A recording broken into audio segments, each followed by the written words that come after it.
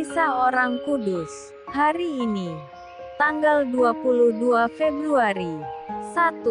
Pesta Takhta Suci Santo Petrus.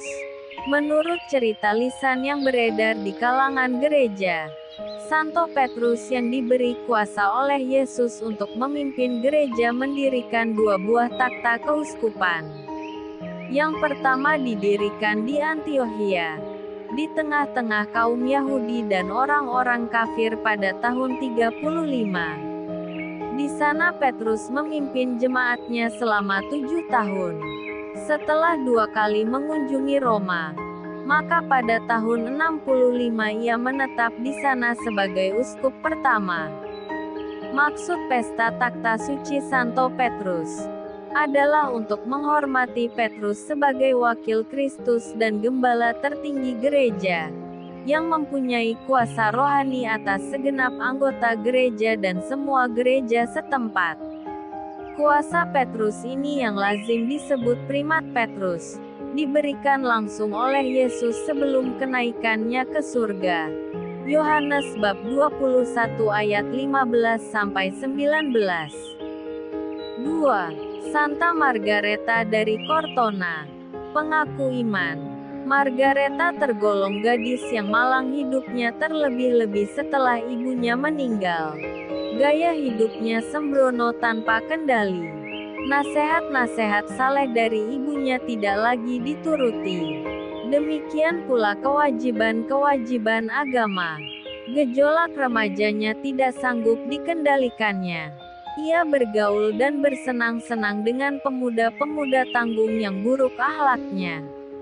Pada usia 16 tahun, ia mengikuti seorang pemuda bangsawan ke Montepulciano. Di sana ia hidup bersama pemuda itu sebagai selir. Pada suatu hari ia mengikuti anjing kesayangan tuannya, yang menunjukkan tanda-tanda aneh tentang suatu kejadian. Sampai di suatu tempat, anjing itu berhenti sambil menyalak-nyalak. Ternyata di situ tergeletaklah pemuda bangsawan itu sambil berlumuran darah dan tak bernyawa lagi. Pemuda itu dibunuh oleh orang yang tak diketahui. Karena peristiwa ini, Margareta diusir keluar dari istana bersama dengan anaknya. Ia pergi ke rumah ibu tirinya tetapi di sana ia tidak diterima. Setelah luntang-lantung beberapa hari, ia lalu pergi ke biara suster-suster Santo Fransiskus untuk meminta perlindungan. Di biara itu ia diterima. Di biara inilah, Margareta mulai menyadari kebejatan hidupnya.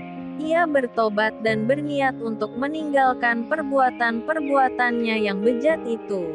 Pada suatu hari Minggu ia pergi ke kampung halamannya, Laviano, untuk berdoa di gereja dan mengakui dosa-dosanya. Setelah mengalami banyak percobaan batin yang berat, akhirnya ia diterima sebagai anggota ordo ketiga Santo Fransiskus. Keanggotaannya di dalam ordo ini sungguh suatu anugerah Tuhan baginya. Ia mulai menata hidupnya secara baru dalam doa dan karya-karya amal. Akhirnya ia sendiri mendirikan sebuah rumah sakit untuk orang-orang miskin. Anaknya sendiri menjadi seorang imam dalam ordo Santo Fransiskus. Margareta meninggal dunia pada tahun 1297 di Cortona. Santo Petrus dan Santa Margareta dari Cortona, doakanlah kami. Kak Carla Channel.